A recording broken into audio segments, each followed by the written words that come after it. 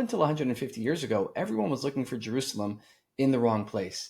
When people think of lost cities, they may think of Atlantis, but no one really knows where it is. But there's a more famous lost city, and that's the lost city of Jerusalem.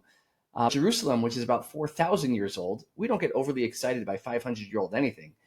Because up until about 150 years ago, when people thought of where is the original biblical city of Jerusalem, everyone thought it was the Old City, surrounded by the iconic Old City walls.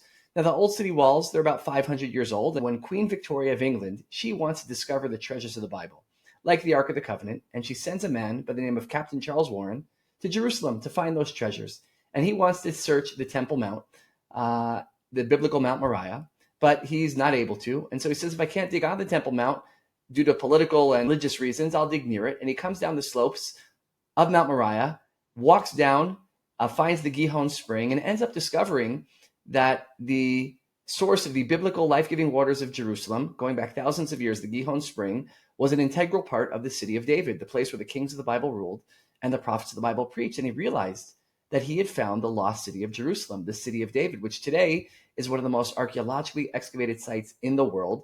And in recent times, going back to 2004, the discovery of the Pool of Siloam, with deep significance to Christians and Jews alike, the discovery in 2005 of what could have been King David's palace, the discovery of inscriptions and seals that allow a person to, on the one hand, open the Bible, on the other hand, see what's being unearthed, being pulled out of the ground, and see that so much of Jerusalem's biblical heritage is not simply a matter of faith, but a matter of fact, that the people who march through the pages of the Bible are people who can be affirmed, archaeologically speaking. Some of the most significant events that happened in Jerusalem in the Bible are things that have been affirmed, archaeologically speaking.